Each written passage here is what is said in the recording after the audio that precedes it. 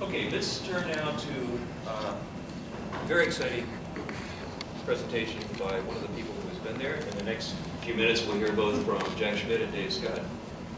Jack was the lunar module pilot on the Apollo 17 mission to the Taurus-Littrow Valley, and did just, of course, an incredible job. And so, Jack, why don't you tell us about exploration of the Taurus-Littrow Valley, a case study for human exploration. Thanks.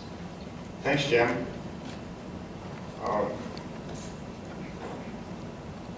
The first thing I'd like to do is to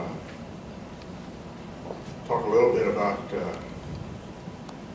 field geologists versus robots. We always tend to get into a competition here, and it's probably not a real competition because they do different things well. The real question is, how much do you want to learn and how fast do you want to learn it? I think it's, and depending on that, the answer to that question, you'll make a decision one way or the other, versus human versus robots. And for a mind game comparison, let's look at the Apollo missions versus, say, the Mars robots, particularly Curiosity. Curiosity has a lack of major time constraints, as most of the more recent Mars robots have shown. There's a mitigation of the dust issues. Now, I'm not a big worrier about dust in human exploration because I think engineering, design, layer defense will take care of that. But nevertheless, it is something a lot of people like to spend money on, worrying about lunar dust, as well as, I'm sure, eventually Martian dust. There is a very strong integration of skilled support teams. Statistical data gathering is, I think, the primary value of many robots. As you know, I'm interested in helium-3 resources of the moon, and mine planning is certainly going to be a major activity, and robots are far more efficient, I think, than humans in gathering the data for the mine planning. They can't do the mine planning, but they can gather the data. And of course, statistical science is also something that robots can do given enough time. There's a relatively low cost for focused missions, usually a shorter development time, although Apollo, I would say, would be an exception in development. As Jim has pointed out, sometimes we forget that between November 1968 and November of 1969, we were indeed launching a Saturn V mission equivalent, if not completely, into space, one every 2 months. That's really a remarkable set of achievements. And whether it can be done again or not, I'm not sure. I think it can, but it certainly probably can't be done under the current constraints that government has. Modern operational support costs for these robotic missions, but the negative is at the very, very high cost to duplicate field geologists and the major contributions that field geologists can do on planetary bodies. And we've yet to have the technology that can give us age dates. Robots can maybe help us on relative ages at times, but so far we don't have that technology. Doesn't mean we can't get it, but we don't have it. Now, what about the field geologists? Well, there's an educated and experienced brain that accompanies field geologists, and that's broadly speaking on the moon. Instantaneous reprogramming that's based on the current observations. That's what basically field geologists do, and that's what the training program, beginning with Apollo 13, was designed to do, was to create field geologists who can instantaneously reprogram what they're doing based on what they see. There's stereo vision, not to be underestimated, and particularly stereo vision where you can move that stereo vision around a boulder or an outcrop if you happen to find one and get new information. That is still tough for a robot to do because it depends on somebody on the ground integrating that information, where on the spot that integration is instantaneous. Integrated with that brain that I mentioned, hand manipulation is extremely important, and it's probably the least optimized part of space exploration to date. until we put engineering resources into designing a better glove, then that hand manipulation is going to be marginal. But all of that is integrated with the vision and with the brain. Now, that instantaneous application of experience is extraordinarily important, and again, that's what the Apollo 13 and subsequent training program was designed to do. And some examples of where that paid off. The Station 1 race sample site selection was an fairly instantaneous decision made, and as you'll see in a little bit later, that turned out, I think, to be quite important. Boulder Station 2, Boulder 1 and 3 those decisions were again made on the spot. Boulder 1 being a multi-layered boulder, which geologists always like to see. You see lots of variety in the rock. And Station 3 was something that just caught your eye, where what turned out to be a dunite suddenly caught my eye. Shorty Crater was, in a real sense, an instantaneous set of decisions, but not without having thought about it before. You've all heard about geologists using multiple working hypotheses, and for Shorty Crater, although even at the low-resolution photography that we had at the time, it appeared to be an impact crater that penetrated the light mantle deposit. Nevertheless, we entertained the possibility it might be a volcanic vent. And because that, in the back of my mind, I had that extra hypothesis going when I saw the orange tint, and believe me, it was just a tint to the soil at the rim of Shorty Crater. That hypothesis suddenly jumped to the forefront that maybe we did indeed, were looking at some kind of a volcanic deposit, and it turns out we were, but it's still an impact crater. So we'll talk about some more here in a minute. And then the Station 6 and 7 boulders both turned out to have contacts in them between two different types of melt breccias, and getting that information, of course, and recognizing that there was a contact, and one of them actually had a metamorphic zone between the two melt breccias. That was really quite important, I think, for interpreting the information that comes from those boulders. There's a rapid reaction to unexpected observations and events that come with having humans involved. Shorty Crater we talked about. Drill core extraction on both Apollo 15 and Apollo 17. We ran into problems in getting those cores out of the ground. And part of the reason I think I finally figured out, Dave, is that going in was relatively easy compared to coming out. And I think it's because fragments rotated, as you pulled out, rotated into those flutes, and you were trying to move fragments against an incompressible regolith. And the jack that we had as a result of your problems, the jack we had on Apollo 17 did help, but still, initially we were getting basically a half an inch to an inch each time we moved that jack. So something was working against that, and I think it's because fragments rotated against those flutes. We've never figured out how to drill on the moon efficiently, so that's something somebody in the audience might take on as a challenge. And particularly, we got a very large, in both, in all the, particularly the J missions, but even on Apollo 11, some of you were present at the, I guess it was the LEAG, the recent LEAG conference of a year ago, when I put together a slide that showed what we would have, had we never had any mission to the moon other than Neil's mission, what we would have learned. And it's a remarkable list just from that mission. Getting a large and selected sample return from the various missions that we had on the moon, all 6, is extremely important contribution to the science. Now, the negative, of course, is high developmental and operational support costs.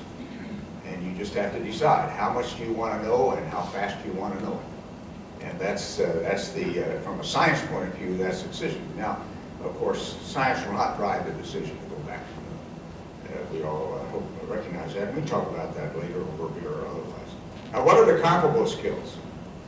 Well, in situ use of active sensors, a field geologist probably has the edge because you can immediately go to a particular point, and if you have handheld sensors, you can use them in that way.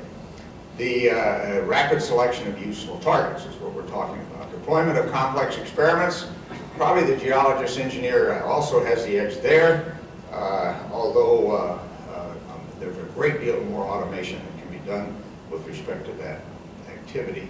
Drilling, monitoring, we've already talked about that having a human being there, a geologist engineer, will have the edge, and the physical solution to unexpected problems. Sensor network deployment, I think the robots have the edge, provided we do the right kind of automation. Wireless technology is certainly going to simplify that as we apply it to the moon. Use of time for statistical sampling, no question the robot has the edge. Now, the Apollo 17 case study, and I'm going to go into this in much more detail tomorrow at noon when we have more time. The origin of the moon is certainly one aspect, not only of Apollo 17, but of the other missions. The MG Suite samples, we now have, from just Apollo 17, we have 20 dates on MG Suite samples, at least 20. I've gone reviewed the literature pretty much up through 2008, and I'm sure there's more yet to be found. Marred basalt samples, we have 68 chemically analyzed, at least 68 samples with 37 dates. Lava crystallization differentiation as a result of those samples comes out of this. The pyroclastic eruptions, avalanche mechanics, the regolith samples, and I'm talking with that avalanche mechanics, I should add the thrust fault mechanics, which has come out of that, some of that analysis in the context of LRO. Regolith samples have 34 maturity indices, which you can look at versus TiO2 content, and we'll talk about that some more in a moment. And the sensitive outset experiments were deployed. Significantly more automation there, I think, is feasible. As Bill Anders said when we went to the Alset PER at Bendix, said we need a big red button. I want to kick it and it's deployed. Well, certainly we made some progress, but we never got the big red button. Origin of the moon, I'm just going to very briefly mention this. With everything we know from human exploration of the moon, we should be able to get this right. And I don't think we've gotten it right yet. Certainly models provide hypotheses. That's the thing I think we have to remember, is they're hypotheses. And nature provides the tests of those hypotheses. The models do not provide the fact. Apollo 11, we got the basic chemical constraints and isotopic constraints, Apollo 11 through 16, the geophysical constraints, Apollo 17, the pyroclastic molecules, which I think are extraordinarily important, and I've thought so for many decades, relative to the origin of the moon question. And basically they have shown for decades that there are volatile reservoirs deep within the moon that have to be taken into account. Tremendous amount of data from all 6 missions, and most importantly, if you want a mission to the moon right now, analyze the samples and use new technologies. That's the reason we now know that there's water in the pyroclastic glasses is because we applied new technologies to the pyroclastic glasses. We couldn't do that 40 years ago. We can now, and that's just, it's a gift that will give forever.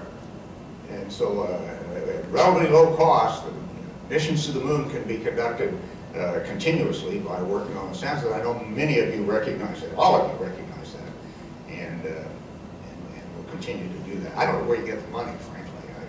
It's always about 45 conferences, and in recent decades, I have no idea how your research is being funded, and I don't want to know. I had mentioned that the third Boulder 3 at Station 2, and here's a picture of it. But overall, relative just to Apollo 17 now, we have 28 determinations, at least on 9 samples from the north-south massifs and the sculptured hills. And the MG Suite plutons, I think we can say now, are crystallizing in the lower crust and maybe higher at between 4.5 and 4.2 billion years ago. There's probably a possible overlap with the Procellarum event. I know many of you don't think there was a Procellarum event, but I do. I think think there's a lot of density. I suspect that we now have a date on that. We'll talk about that in a moment. The magma ocean solidification was largely complete, if you believe these dates, and particularly on 763535, within 50 million years. Otherwise, there wouldn't have been anything there to melt in order to create the MG sweet plutons. Now the impact breccias and zircons that we sampled on Apollo 17, we have at least 65 age determinations on 25 samples. Again, the two massifs and the sculptured hills. 9 large events are potentially identified, I believe, in those samples. Most easily when you put them in a table, believe it or not. I haven't found a good graphical representation yet to show that, but when you look at them, just eyeball them in a table, I think about 9 events pop out. The oldest being 4.3, and that 4.3 probably was maybe the age. It's a zircon age, and some other confirming ages that probably represent the focal event.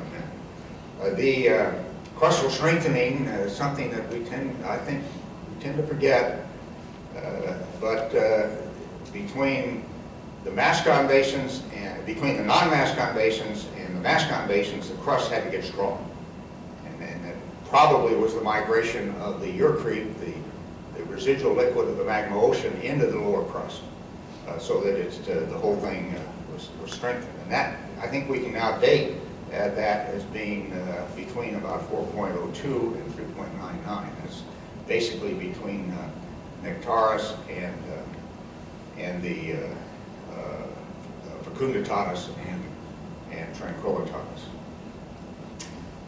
The important to us, as Jim had pointed out, is our understanding of the Earth, and this information of the Moon, I think, is beginning to define some interesting boundaries within the Hadean, the earliest period of Earth history. The oldest Apollo 17 zircons are at 4.33 versus about 4.4 billion years on Earth. That's pretty good agreement that things were happening on both planets about that time, and on the Moon, what was happening were large impacts. The last continental scale lunar basin forming event, I think, was probably around 4.2 billion years ago, and that would be South Pole Aiken. It was one of maybe at least 5 of these continental scale basins that formed on the Moon, and we can again at another time argue over just how many and which ones they are. The end of large impacts looks like it was probably about 3.7 billion years. That's my guess at Orientale as its age. I don't have any Apollo 17 information that I'm aware of relative to Orientale, but Imbrium, I think, we're pretty solid on. Replicating life in a clay-rich aqueous terrestrial environment before 3.5 billion years, I think now is pretty clear. And I put clay-rich in there because, again, I have a very strong feeling that clay is an essential template ingredient for the beginning of, for the production of complex molecules, and probably up to the creation of RNA. Okay, stratigraphic sampling of the North Massif. Now, again, the important thing here is that you get samples and you're able to date them. But these boulder tracks that come off the massifs, and it wouldn't be just Apollo 17, you'll be able to see this everywhere on the Moon. These boulder tracks are extremely useful way of stratigraphically sampling large elevations of the lunar crust without having to climb them. Station 6 and Station 7 both sample boulders that have boulder tracks. And between the two of them, there's a 500-meter stratigraphic separation. And we'll talk a little bit more about that, certainly a lot more about that tomorrow. But there you see, again, these are this is LRO photographs. And in this one picture, you not only see Station 6 and Station 7 boulders and their boulder tracks, and by the way, from the lunar module, we could see the Station 6 boulder track, but we never did pick up the Station 7 boulder track, and that, at least in the lighting that we had. LRL has shown us that we did indeed sample another boulder track boulder. And in this one little insert photograph, there are at least 10 boulder tracks. Now, over on the South Massif, we can't see boulder tracks. And I think primarily that's because the avalanche erased them. The avalanche that created the light mantle out over the valley floor. Now, again, you have to take that, if there's 500-meter stratigraphic separation between Station 6 and Station 7, and Station 7 has an Imbrium belt breccia associated with it, then there's probably about 700 meters of Imbrium ejecta above that point. That is the kind of thing that comes out of a systematic sampling of these boulders that have their tracks well defined. Now, with respect to the Mare basalt ages, we had 37 dates on 14 samples.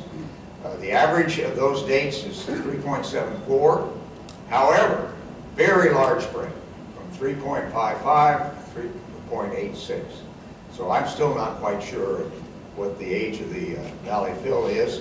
That valley fill, however, we know pretty much how thick it is, like 1,200 meters thick above the Imbrium ejecta that would be at the base of it. We have that data both from the active seismic and from the traverse gravimeter. But there's no obvious difference between isotopic systems and that age spread. So we've got some work to do to figure out just what the age of that basalt happens to be. Now, we have 68 analyzed samples that I'm aware of up through 2000, up in the lunar sample compendium of Chuck Myers, a wonderful resource. Chemistry of almost all, at least 59, fit the same chemical differentiation sequence, in my estimation. The Station 1 and Station 8 rake samples are particularly useful in looking at this differentiation sequence, and I'll just give you a short preview of it. There's more to come tomorrow. The fractional crystallization of the in the TiO2 to alumina ratio is shown here as plotted against olivine content, as olivine being a constant in these rocks until it probably at about here starts to get resorbed by with the production of pyroxene. Now, one of these samples had a melt experiment done. I think it's 71559, I believe. But anyway, it doesn't make any difference. One of them had a melt experiment done here on Earth, and a crystallization sequence was determined, in which olivine appeared first and then clinopyroxene. I don't think we see that in the real world, and it's probably primarily because of the high volatile content of these rocks and the mobility, particularly the mobility of silica in those olivines. But olivine appears first, and then it appears to me like plagioclase. I suspect that Carly reminded me, I suspect that spinel is also appearing early in this sequence. But most importantly, plagioclase is appearing and apparently is being removed from the system, if you look at this ratio. Partially removed from the system as the titanium concentration goes up. And again, here I suspect that plagioclase is being moved by flotation, going upward in the lava flow. Again, the vesicles would assist in this almost certainly. And then ilmenite appears, and you have a fairly constant ratio here. And at some point here, I suspect that's where an aluminous clinopyroxene appears, which begins to alter this ratio. And if you, that's just looking at the rake sample at Station 1.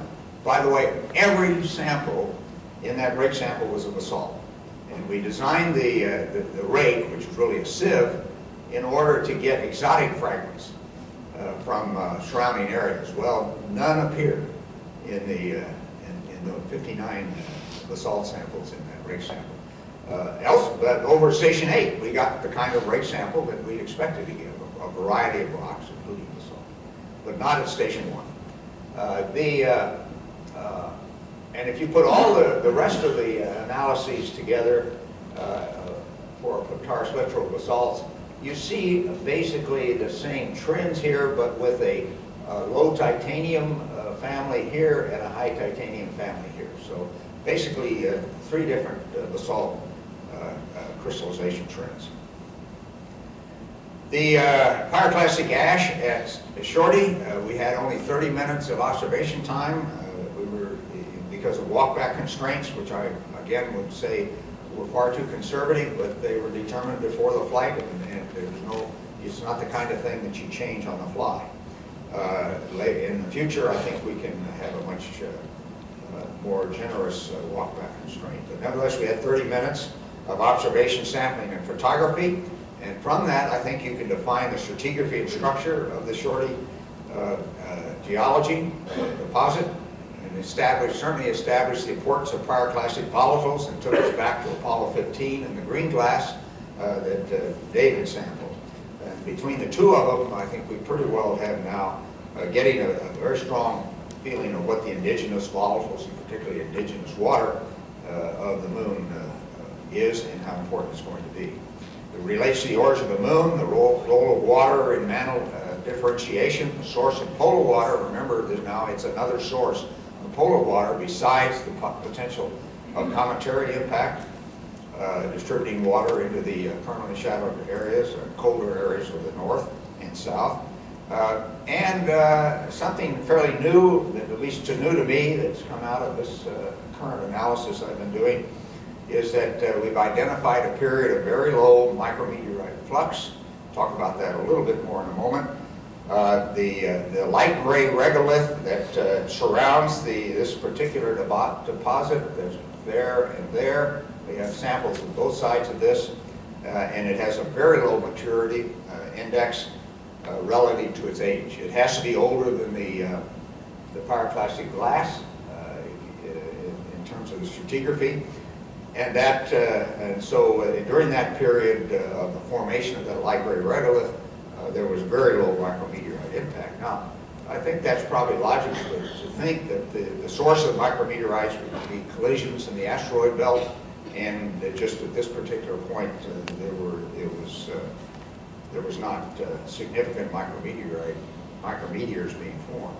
Now, what about the pre-impact stratigraphy at Shorty? Certainly the subfloor basalt was there before the impact. It's basically in this place type A basalt. A regolith would have developed on the type A basalt. Sometimes I refer to it as a gabbro because of its coarse grain appearance. Then there's 2 samples of type C basalt. The only real type C basalts that were found. Type C, it has to do with the amount of barium that's in the basalt, and but so if that is a different flow, maybe a later partially differentiated version of the type A, B basalts, nevertheless it had to appear somewhere, and if it has to do with differentiation, to be younger. Regolith on top of that type C basalt, then the black pyroclastic ash on top of that, orange pyroclastic ash, and then a regolith on a protective lava flow. We would not have found this deposit if it had not been protected for over 3 billion years, in fact by almost 3.5 billion years, without a flow coming over the top of it. And Brad Jolliffe and I have been looking at the possibility that this light gray regolith that I mentioned may not be a late differentiation of the orange pyroclastic glass composition. Doing some very detailed, preliminary, very detailed look at using the black ash as an in situ experiment of how does the composition of the orange glass change with crystallization. And right now it looks like that the composition of this regolith here is on the differentiation trend of that orange glass. Those of you who are familiar with pyroclastic eruptions know that late in the stage of many pyroclastic eruptions here on Earth, you get a very quiescent, low vol flow, lava flow after the pyroclastic eruption has occurred. And then, of course, on top of that was the light mantle. Let's quickly go to that light mantle avalanche. I think the rake samples we took on both the South Massif slope and on the light mantle and the crater rim boulder concentrations that able to observe, and I think we can do a lot more with this now with LRO. But observations and samples suggest sorting in a fluid environment, that the avalanche indeed was fluidized. There's a 5-to-1 fragment differential between the South Massif and the light mantle rake samples. The light mantle had many fewer fragments at the surface. Boulders on the light mantle seem to be only on the rims of the largest craters, meaning that the boulders have been sorted to the bottom of the avalanche. And there's no pitting. We talked about that a little bit yesterday in context of some of the asteroids. But from the rake samples and from observation, the finds are concentrated at the surface of the avalanche, which you also would expect if you had a fluidized avalanche. What fluid was there? Probably hydrogen mostly. That once the avalanche started, it would be released by agitation. We know that from work with these samples here on Earth, that agitation is an important factor. You have to keep remembering that when you talk about volatiles in the regolith, is that agitation will release them, and believe me, the samples have been agitated from the time they were sampled until the time they reached the laboratory. Okay, regolith maturity, getting close to the end here. The 34 samples on which the maturity index and titanium contents have been obtained for comparably exposed regoliths over the valley. Ti2 contents above 6% reduce the maturity index by 20 to 60 points. So just those of you that work on a regolith and maturity and try to get relative age, you got to remember that. There's a lot of ilmenite in the regolith. You're not going to get as much nanophase ionoform. That's basically what happens. Lunar field geologist robot integration. Precursor missions certainly will, I think, be important and have been in the past and will continue to be important. Gather, design, and engineering data, verify and calibrate sensors, the mix of sensors you want, evaluate exploration plans. But you got to be careful with that, because it's possible that had we had a precursor to Shorty Crater, we would say, oh, it's just an impact crater, and we would have found something else to do. And so that's always the danger in having a lot of information, is that sometimes you'll make a bad decision in retrospect. Now, post-cursor missions, I'm not sure that's a word, but I'll use it, I think are important because they're follow-up on time or physically constrained discoveries, and Shorty Crater is a great example. We only had 30 minutes there. There's many things that we'd like to do, and a post-cursor mission would have given us quite a bit more information. There's something that I talked about at GSA recently, the shaken, not stirred terrain that surrounds the thrust fault scarp across the valley. That certainly could have been a post-cursor mission could look at that more carefully, and elsewhere on the moon. The inaccessible walls of large craters and massifs, very important use of post-cursor and precursor robots. And boulder track stratigraphy. It can be helpful, but again, without age dating, I'm not sure that it is as useful as we might think. The best mix I would suggest a precursor robot as a traverse planning aid. Advantage over high-resolution multi-spectral imagery is not clear in my mind. Now, with what we have on the moon, I'm sure Schmitt would agree, we could do magnificent traverse planning, but I've done the exercise of what would we have changed the Apollo 17 traverse plan? Probably not.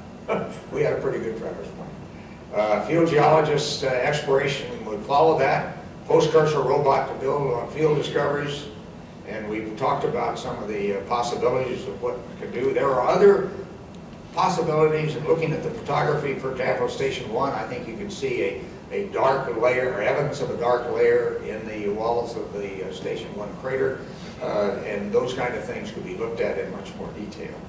The efficiency of robotic field assistance is not obvious to me. We don't use them here on Earth, except calling them graduate students. And they are quite good because they're easily directed, usually. You hope you picked one that's easily directed. And so I'm waiting to be convinced about a robotic field assistant. I just have a feeling if you had one there, you'd pick it up and put it on the outcrop. You might as well just take the sensor and do that without. Shameless plug, we talked about yesterday, this Return to the Moon. That's the only reason I just stuck this in. That's the book I was talking about. Our good friend Neil Armstrong did the forward. And it does have a space law analysis if the group decides to get into that business. And with that, I'd be happy to take any questions that you might have.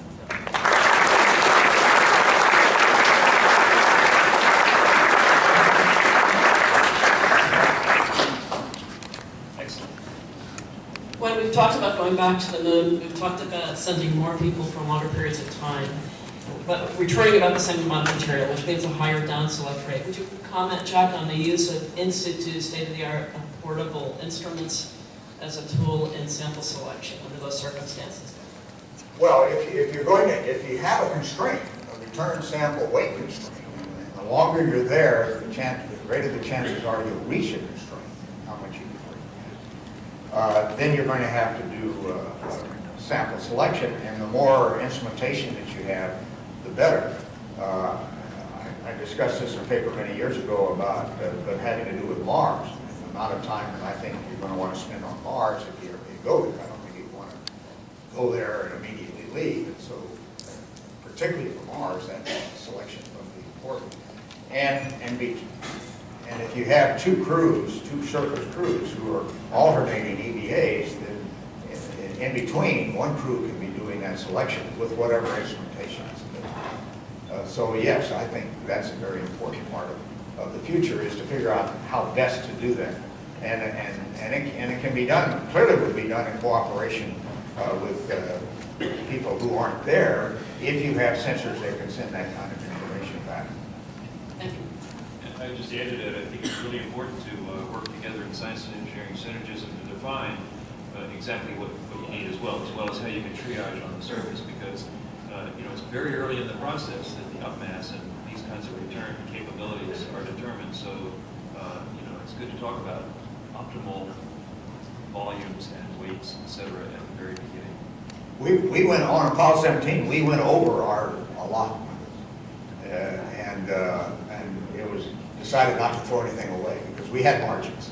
And just one other note on that, somewhere around Apollo 14, I remember being pulled aside by one of the Apollo managers. Jim, I want to talk to you a minute here. Don't you think we have enough moon rocks? And when I stopped hyperventilating, no. And we had a great conversation. These people were trying to optimize. Another manager at NASA headquarters said, well, why don't we just turn this all over? It's an exploration mission now. Why don't we just turn it all over to the NSF?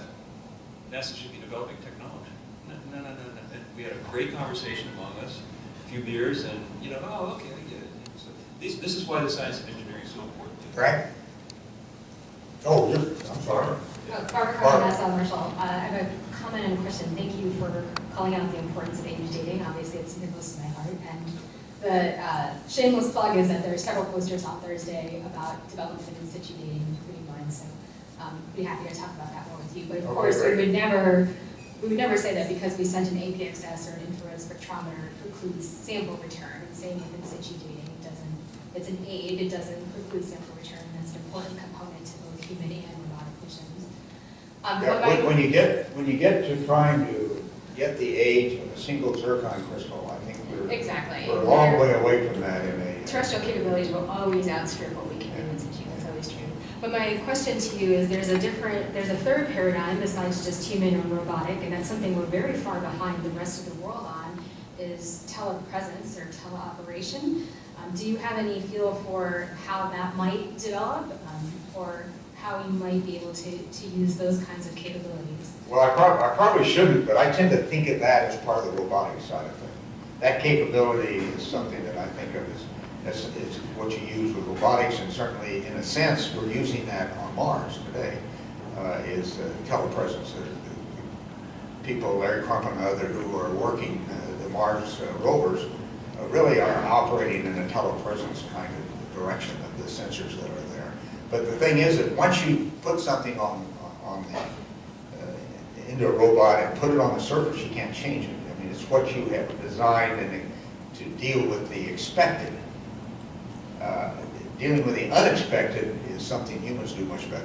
Yeah, I understand that I distinction. think she was also referring to the fact that you might be in lunar orbit or at a Lagrangian point and use telepresence to control rovers on the surface from a human station. Well, or even things like, I recently got an opportunity to operate a surgical robot, which is, you're doing this and it's doing something somewhere else.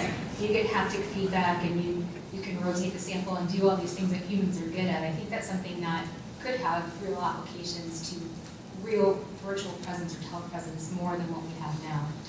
No question. I would agree with that. But remember that if you try to do that from a Lagrangian point, you're just moving mission control from one place to another. And that having the presence on the spot is different. But for the deployment, say, of a Jack Burns radio telescope on the far side of the moon, I think robotics would be a great way to do that, and is the kind of thing that robotics and telerobotics do best. Brad? Yeah, Jack, just wanted to, Brad Jell of Washington University, I just wanted to thank you again for making a very good point in your elegant presentation. You always make this point, and it has to do with the samples that come back. And I think some folks maybe think that you get a sample back, you analyze it, you're done. But as you know, that's not the case. We're still working on these samples 40 years later. Some of them are just wonderfully complicated. The soils have all these components. The breccias are very complicated. And a couple of things happen. One is we continue to make measurements and we get context and we put them back into that context and ask new questions. The other thing that I think you pointed out very well here is that you made the observations. You've got the context and provided the context. We can now take those samples apart and continue to look at them in the context of the observations that you made on the surface. And that's one of the great hallmarks of the astronaut doing the exploration and bringing those samples back with that context. So again, thank you. Well, you're more than welcome. It was our pleasure. The thing, though, that I hope that those of you with matters of influence will try to press on and do more and more of, and that is the consortium approach to large samples. Take the whole rock and tear it apart, because there's context to individual measurements that we're not getting because we're not looking at the whole rock, and that I think is extremely important. And we've got to figure out how to get NASA or the LRL to release whole rocks to these consortia. Jim, your comments about the importance of scientists working with engineers are well taken, and it's a big factor in making the missions as flexible and productive as possible. But you've always got to be on guard for the fact that the engineers and the managers really lack the context of the scientific investigation. Your anecdote about the manager who said, "Don't we have enough rocks?" is something we encounter over and over. Another anecdote is that Yul Clanton finally got, and I don't know if it was on Apollo 11, but on one of the Apollo missions, he got a geologist hammer manifested on the mission so that the astronaut would have a tool to work with. And the next mission, he noticed that there was no hammer in the manifest. So he checked with the engineers to find out why it had been removed. And they said, "Oh, well, we've already done that experiment." So. Wait up a second. You remind me of something why it's so important to have people like yourself and others on the inside. And I'll just tell you one anecdote is the training program that we ended up with that was implemented at Apollo 13 and sub was because Al Shepard was willing to listen to an alternative way of putting together a training program. And Al said, go ahead, if Jim Lovell will be the guinea pig, then we'll do that more site-specific simulation-based training. And Lovell was more than happy to do it. And we then put a program together that really made a big difference, I think, in the level of training and understanding and experience that the individual crews have. And I'd just like to add, I think, the mere fact that the person actually asked me that question was Jack's point too. We were there. We were right next to each other. Same with Ewell. He was there. He noticed this sort of thing and made the explanation, and that's where the Science and Engineering Synergies comes together.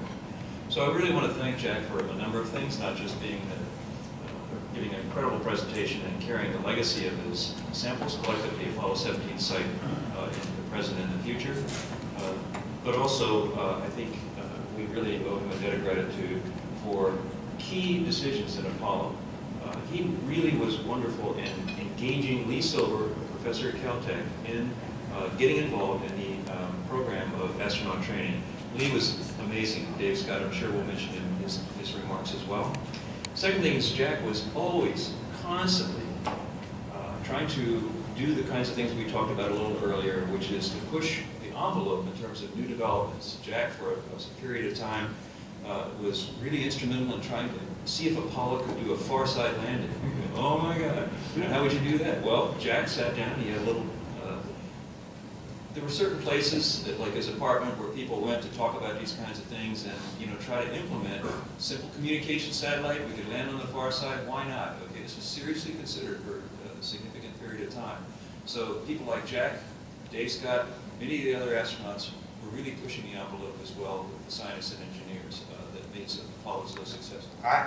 Jeb, I'm not sure that it was seriously considered. It was serious considered by the Luna Mafia, which met in my apartment. And I got at least one mission planner in trouble with Gene Kranz because he was using NASA computers to work out the trajectories and stuff like that. But I guess that's being seriously considered, but it wasn't being seriously considered by decision makers.